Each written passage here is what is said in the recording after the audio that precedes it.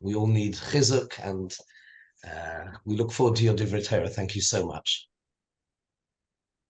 We should all mute ourselves, please. Besides for the Shiva, obviously. Shalom Aleichem, everyone.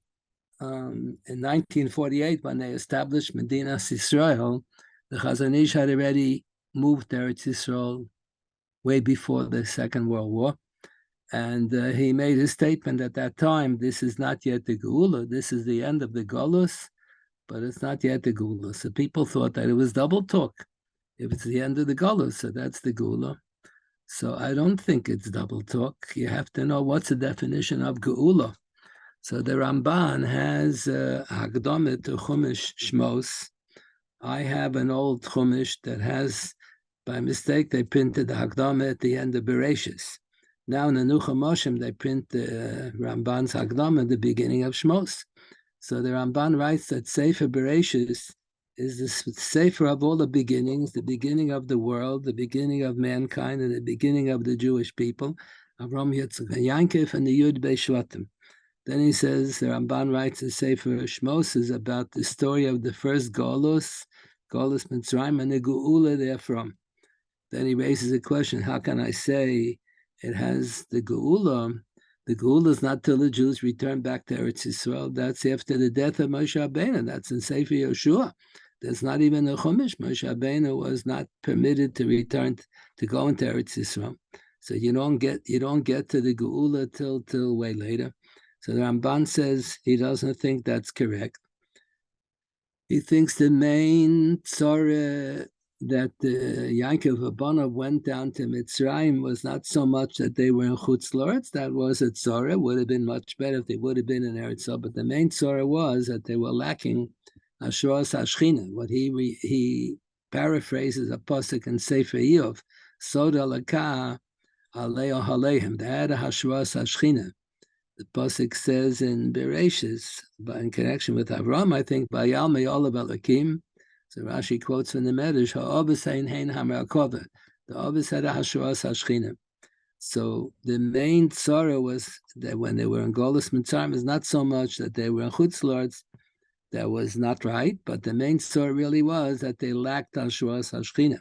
When you get to the end of Chumash Shmos, so you read Truma Tetzava Vayakal Pikudi, you read 4 sedras about the Mishkan. So that's Hashras Schechinah. So that's called the Geula. The Jews always used to sing a Yiddish niggin. I remember when I was a little child, when there were still people who spoke Yiddish. Zol Shen kum in the Geula. So what is the Geula? So that's what the Chazon Ish said. When we have Eretz Yisroel, they made Hakamas HaMedina. That's the end of the Golus. Whoever wants can move to Eretz Yisroel. And the British, and no one is preventing them from returning to Eretz Yisroel. That's the end of the Golus, but it's not yet the Geula. The Geula is when you have the Hashras Schechinah. So in order to know what are the steps that are necessary to lead up to the Geula, Rav Kook used to refer to the Balfour Declaration as Reishis Smichas Geula Seinem.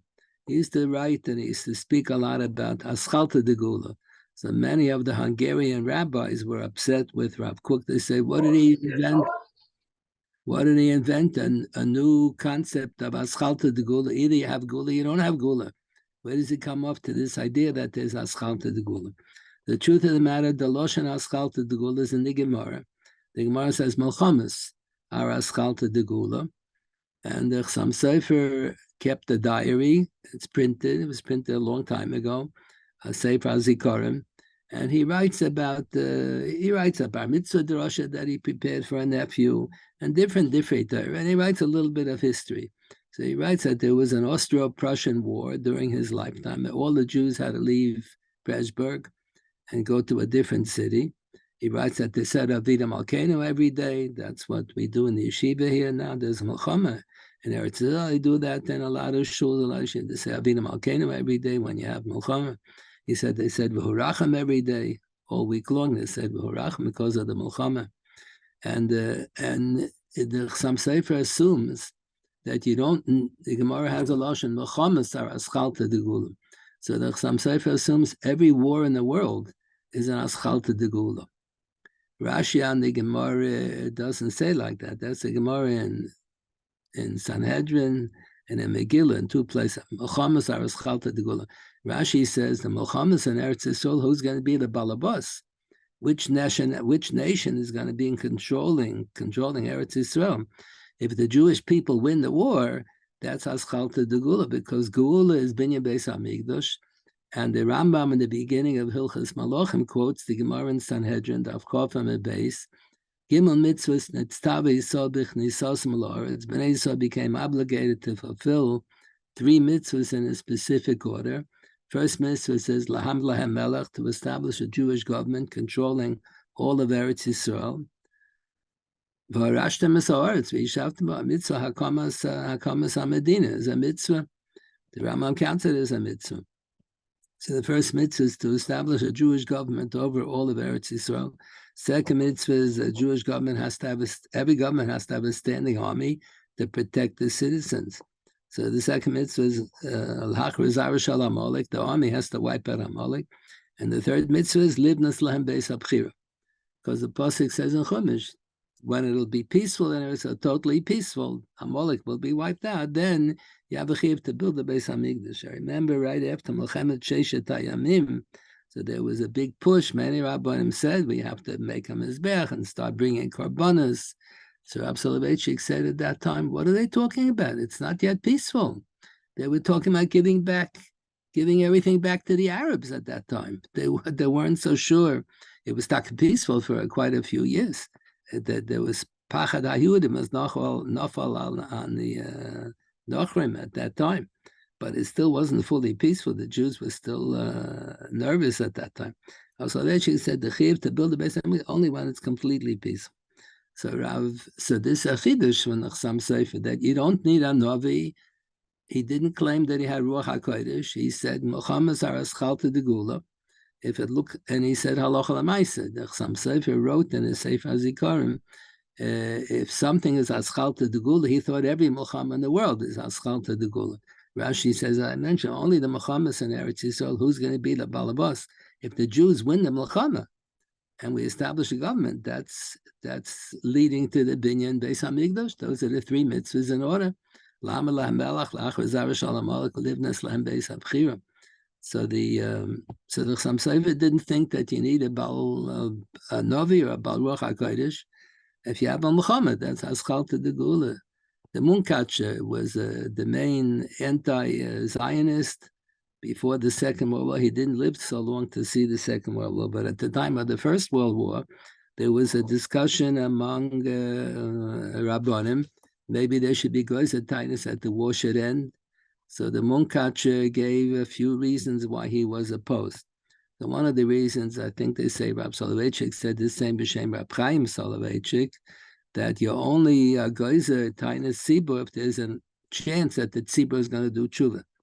So the Minchas writes he doesn't see any chance that the tzibur is going to do tshuva. So he has, by him, the main avera was Zionism, was the biggest avera. So he says, who's going to do tshuva? The secular Zionists, they're not going to do tshuva. Then he says, the Mizrahi, they're worse than the secular Zionists. They made a mitzvah out of Zionism. And who's going to do tshuva? The Aguda. He says the Aguda are worse than the Mizrahi. The Aguda claim that they're anti-Zionist, and they're not. They're also Zionists. And we don't have to do any tshuva. We didn't do anything wrong. We never were Zionists. The whole Kol HaTorah Kula was based on Zionism, anti-Zionism by him and his hashkafa. So he goes along with the Chasam Sofer, and since he was assuming that all Milchamas in the world are chalta de Geula, you're not permitted to be mispalal that the Rebbeinu Shalom should end the war, because then you're slowing down the Geula. You're not allowed to slow down the Geula. Now also, Israel doesn't want to stop the war. They want to wipe out the Amalek over here. They don't want to stop the war. It's just going to slow down the process of Geula.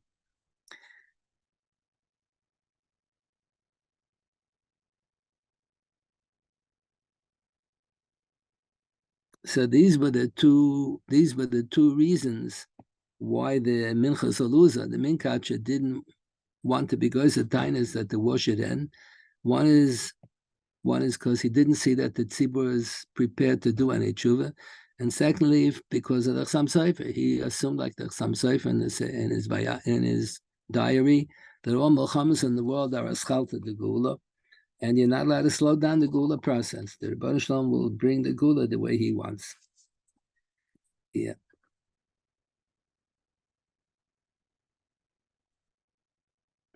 The Gemara has a discussion. The Rambam quotes this in Hilchas Tshuva. The Gemara's maskana, and it's on the Gedolim Ela b'Tshuva. That's the Posek at the end of Chumash Devarim. So the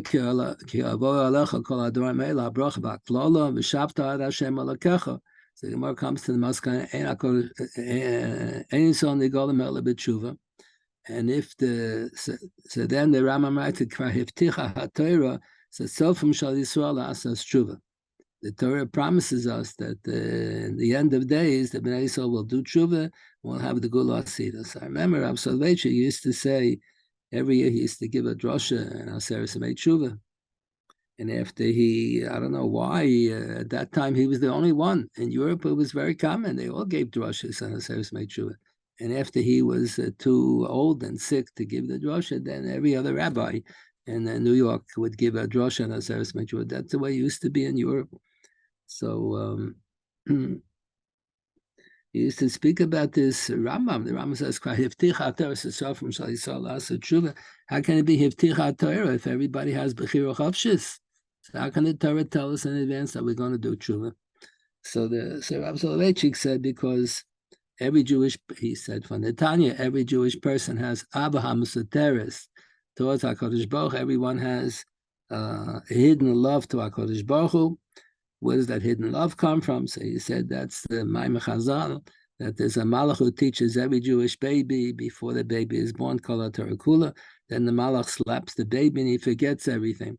So what did he engage in this act of futility to teach Kol HaTorah is going to make him forget it? So he said the answer probably is that maybe he forgot all the dinim. Every baby forgets the dinim. But it instills in every Jewish person Ahava HaMesuteres towards HaKadosh Baruch Hu. Because the Torah is Chachmasa Shel HaKadosh Baruch Hu, V'hu Chachmasa Echad. So we all have a closeness with HaKadosh Baruch Hu. The Rambam has this famous, in the end of Perek Beis in Hilchas Gerushin, the Rambam says, how can the Bezdin sometimes force people to give a get, but it's a get Bal Korchai. A get Musa is not acceptable. So the Rambam quotes the Gemara's explanation that when a person doesn't listen to the Chacham and wants to do Averis, doesn't want to follow the Torah, that's a pseudo-personality. That's not his real self. His true self really wants to listen to the Chachamim and wants to do the mitzvah. So when the Bezdin picks him up, sometimes they have even Makanosat Shemer Roitzani, they beat him up till he agrees to give the get. So that's his true self is talking at that time. He really does want to listen to the Rabbanim. He does want to do the mitzvahs. That's what we assume. So the Gemara says, if Rebbeinu Shalom sees that Bnei Yisrael are not yet prepared to do tshuva, he'll be Maman Alei Melech Rosh Kehaman, and he'll make such Gzeres Rosh against the Jewish people that this will pressure the Jews to be Choseh b'tshuva. And the normal state of affairs for a Jewish person is, like Rabbi Soloveitchik gave Moshe, how long can a person stand on his head? You can do shtik, you stand on your head, but it's not normal. So for Jewish people to do Averis is not normal. So how long do you do abnormal? Comes a time you do what's normal.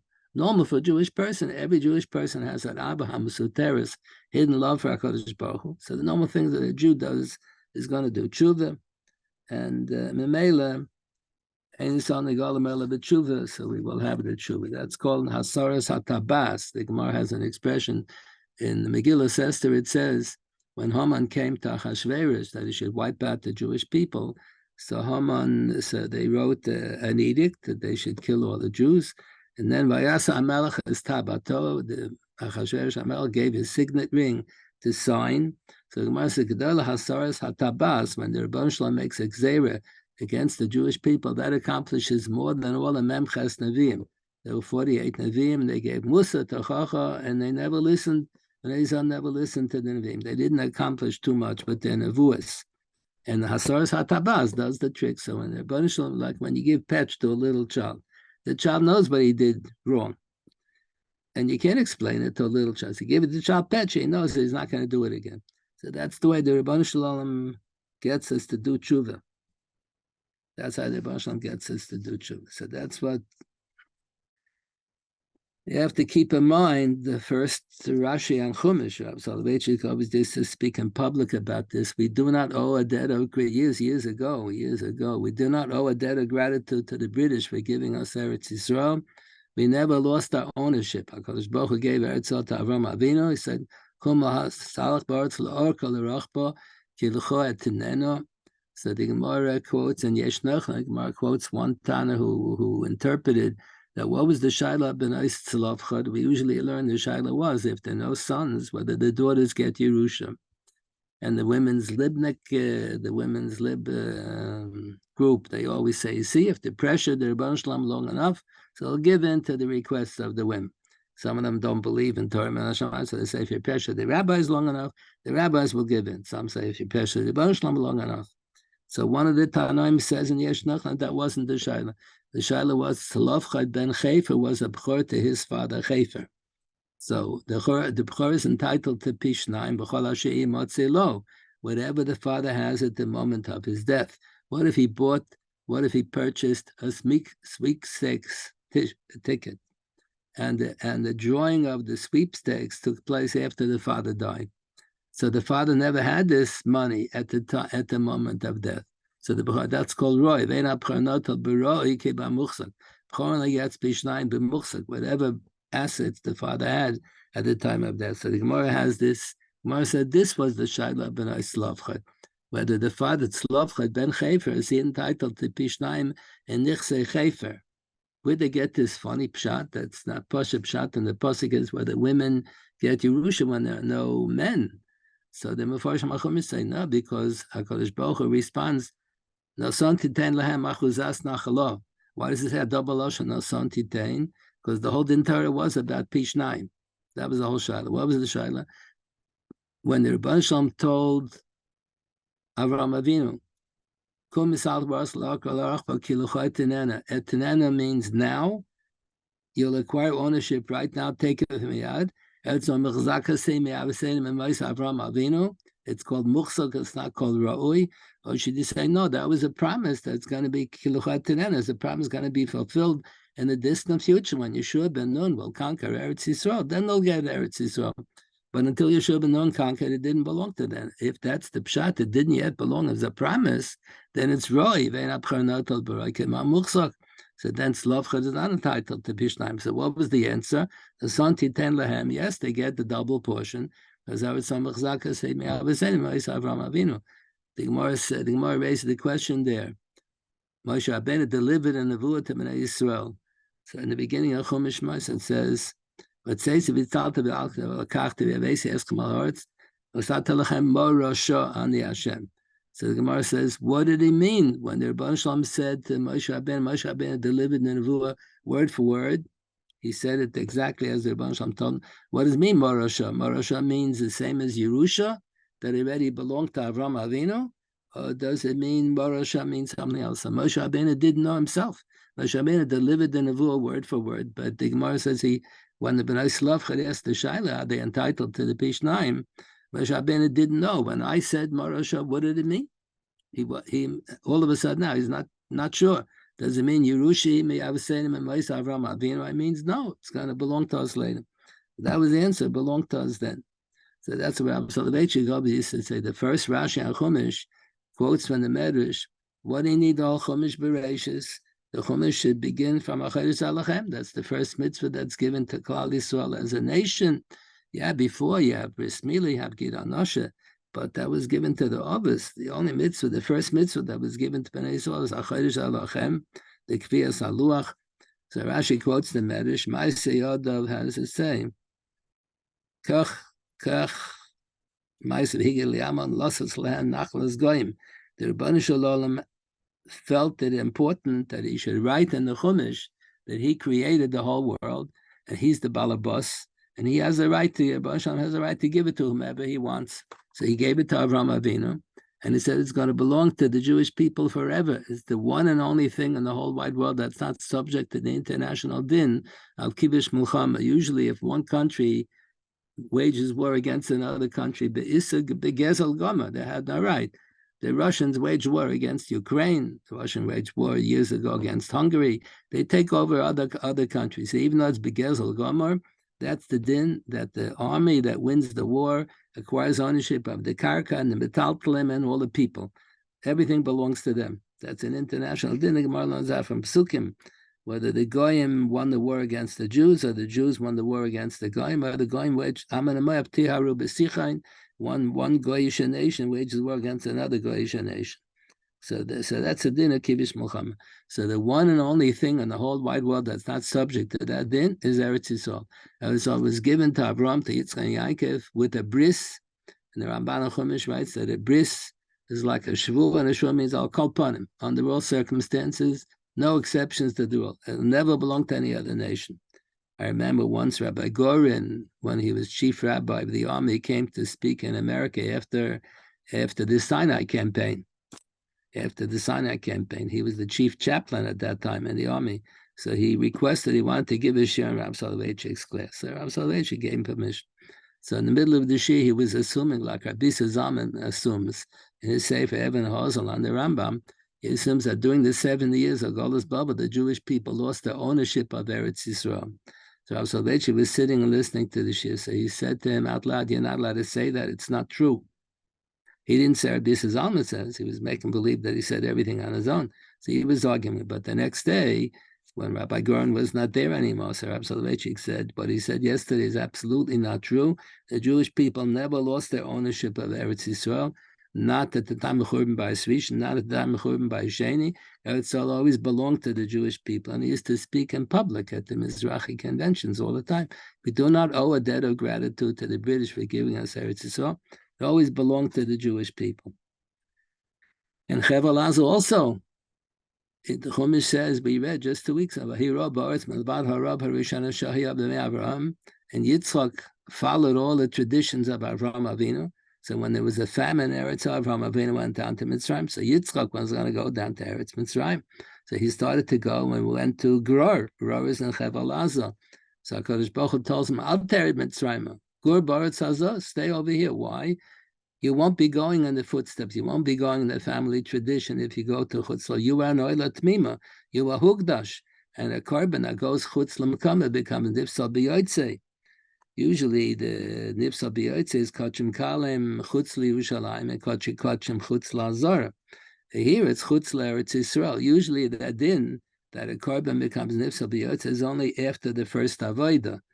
By Behemoths, if they do the Schechinah, and by Menachas, if they do the Kmitza, before the Kmitza, Tshuva has a Kedush Aguf Lamizbeach. Once you put the Mincha in a Kli, has Kedush Aguf Lamizbeach, but it doesn't have Kedush as Korban until you do Avoid the Rishon, until you do, the Gemara says, Sakim Mekadosh. The Gemara in Zochim, Sakim Mekadosh. When you do the Schechinah, that's Avoid the Rishon, and that's the Korban with an additional degree of Kedusha. So that's the expression that the Makevis HaMishnah coins. Before it has when you magdusha behema and oif, so it has kedusha aguf lamizbeach.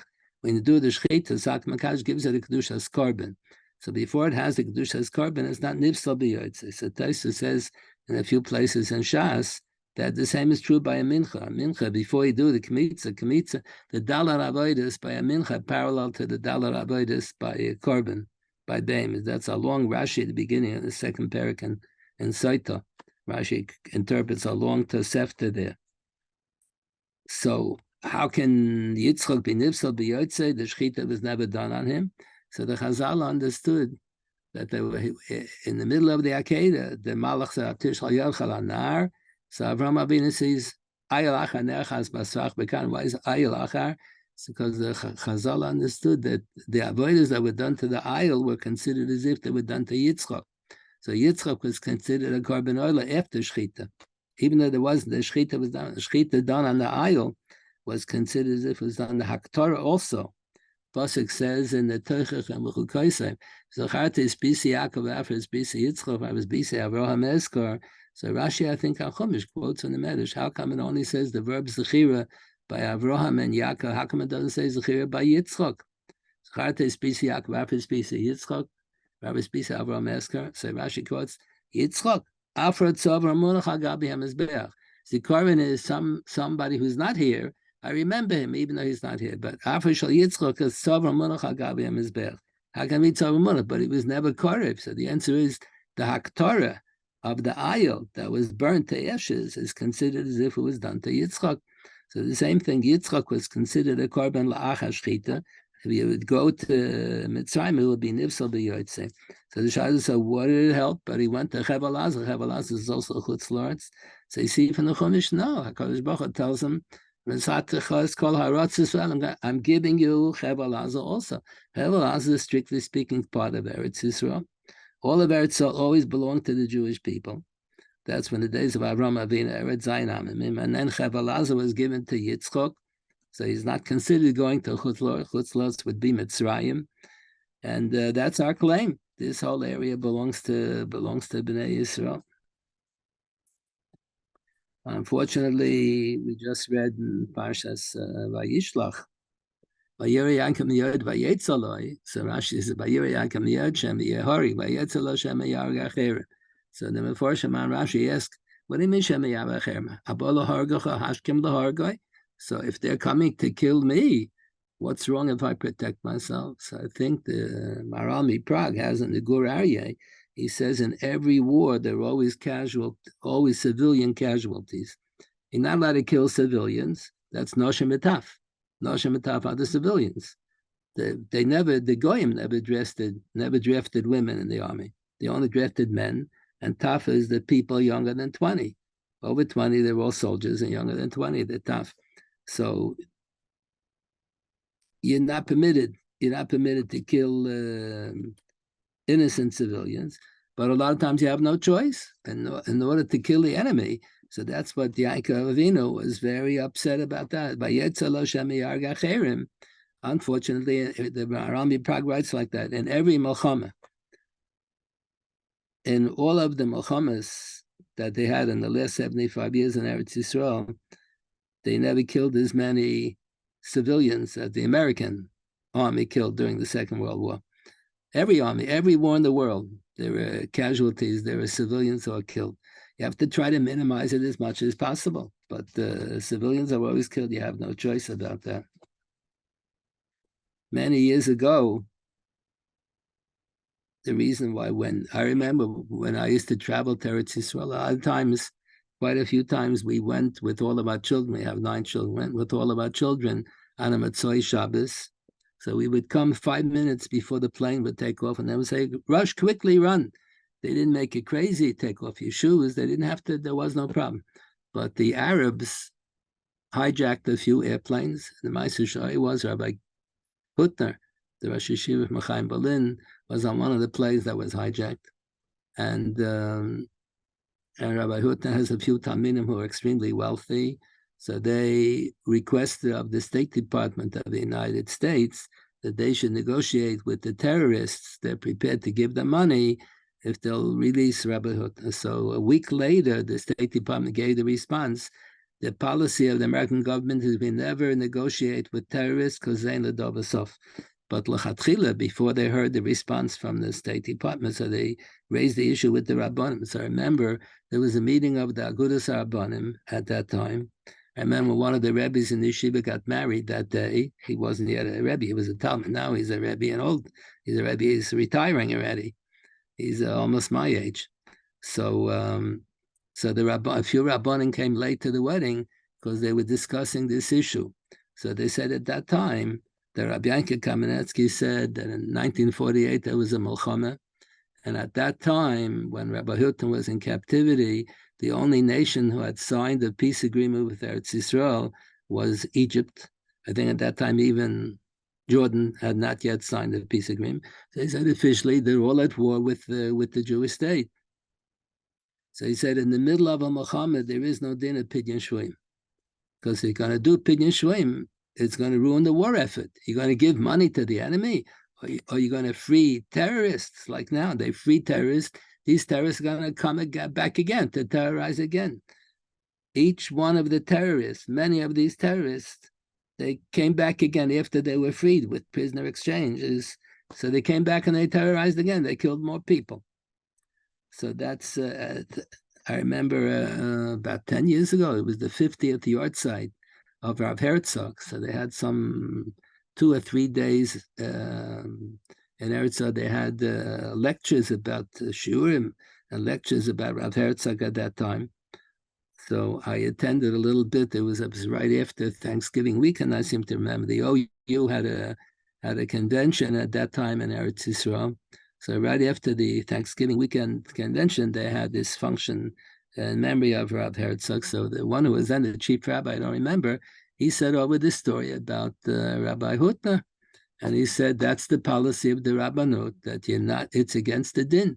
You're not allowed to exchange prisoners in the middle of a war, because you're just helping out the enemy in their war effort. It's detrimental to our war effort.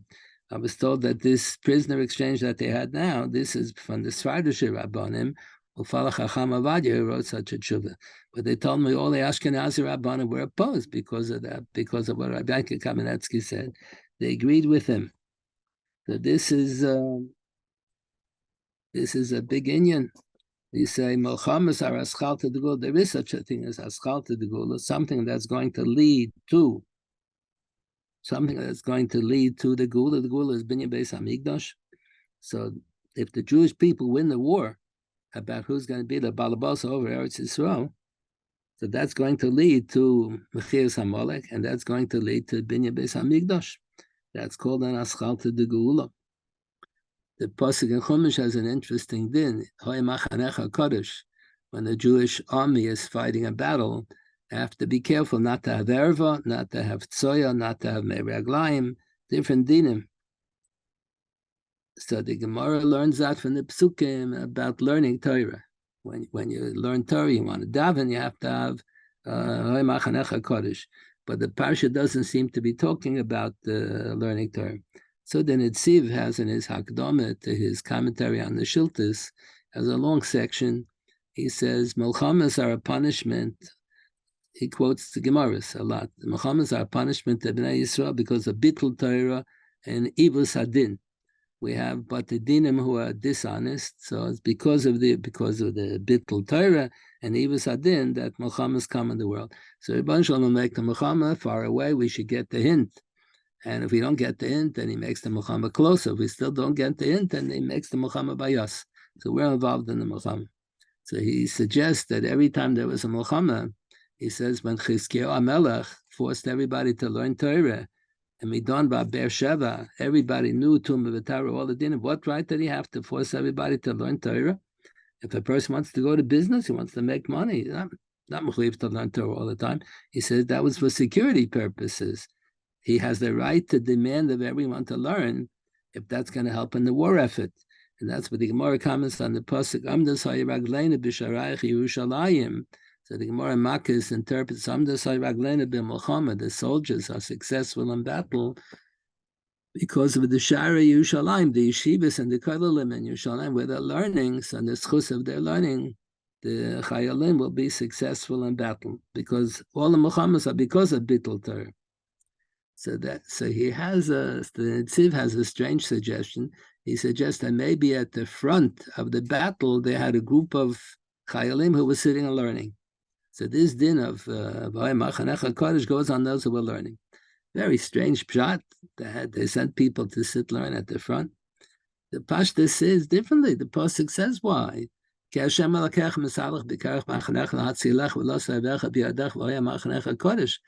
Schechinah, the Rebbe Shalom promises he's going to be with the Chayalim to help them win the war. And the Gemara has the Yerushalmi at the end of the first parak in Erevin. Mishnah has Abod Dvarim Potra B'Machna. There are certain din that apply especially in the Machna HaChayalim. So the Rabbeinu Hananel there on the side of the page, Bintin and Vilna Shas, Rabbeinu Hananel quotes 3 different opinions from the Yerushalmi. How many soldiers do you need near each other in the Milchama that it should have the status of a Machna? So one opinion is you need 24,000 soldiers, like the 12,000 soldiers, like it says by Milchemes Midyan. Elef Lamata, Shneimasa, Elef Chalutzei Tzova. You need 12,000 soldiers. Other opinion is not Elef Lamata, 1,000 soldiers. That's called a Machne. And the Chazon Ish writes over there at the end of the first parak in Erevin, it would appear that we paskin 10, like the third shita. I think he quotes a Magen Mishnah and the Rambam like that. If you have 10 soldiers, is like a Dovshe Bigdusha. If you have 10 soldiers who are roy to be mitzvah to a minion, if they're not apikusim, if they're maminim, so then it's a Dovshe Bigdusha. The Milchama itself has a status like a Dovshe Bigdusha. So if you have 10 chayalim, and we assume the Schechinah is going to be there, called Be'asar Schechinah Sharia, has a din of Kedushas HaMachna. There's a lot of anti-Semitism all over the world now.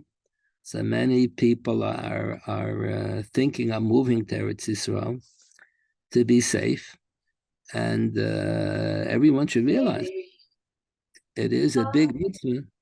It is a big mitzvah to live in Eretz Yisroel. The Rambam wrote the topic of minyan Sefer mitzvahs.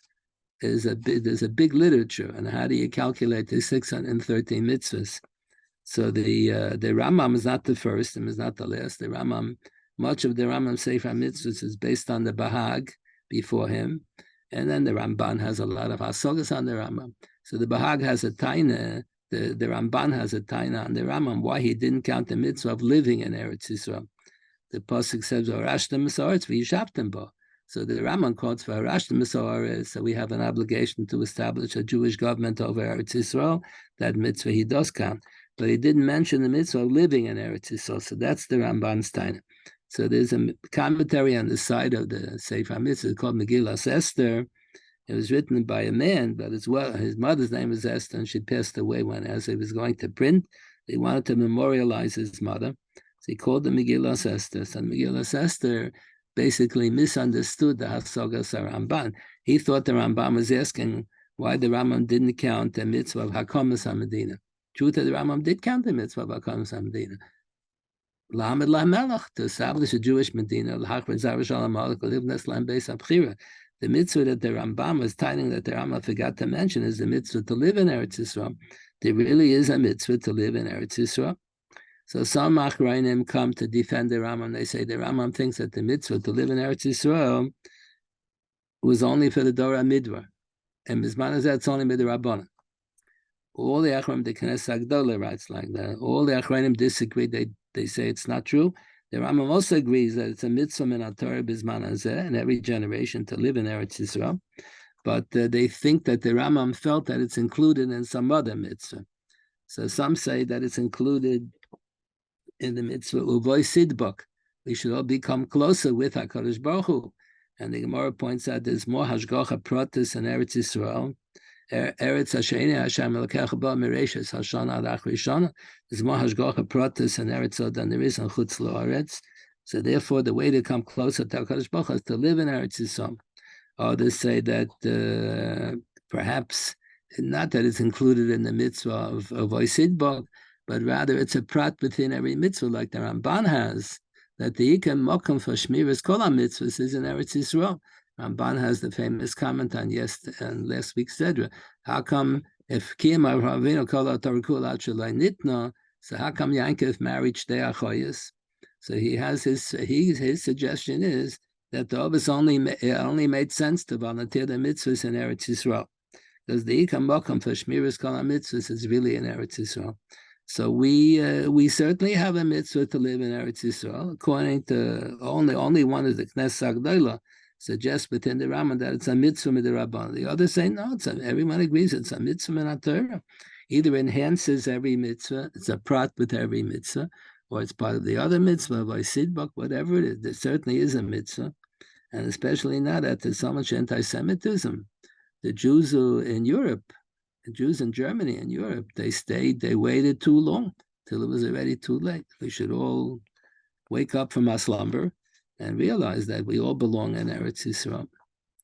It's a very rich topic, Milchama. Unfortunately, we're in the middle of Milchama. But the dinim of Milchama, there's a lot of Gemaras. You have to put together all the Gemaras.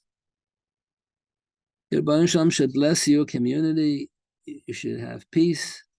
You should have nachas from all of your children. Everyone should have parnasa. Everyone should be healthy. But we should all consider moving to Eretz Yisroel. And the more Jewish people who live in Eretz Yisroel, the Yeshiva will be safer. The Yeshiva in Eretz Yisroel will be safer. Everyone should be well. Amen. Thank you, Rosh Yeshiva. It's a zchus, an honor for us to hear the chizuk and your Torah. And Mitzvah Hashem, we should all go there soon. Mitzvah Hashem, B'Karav Mamash. Thank you so much.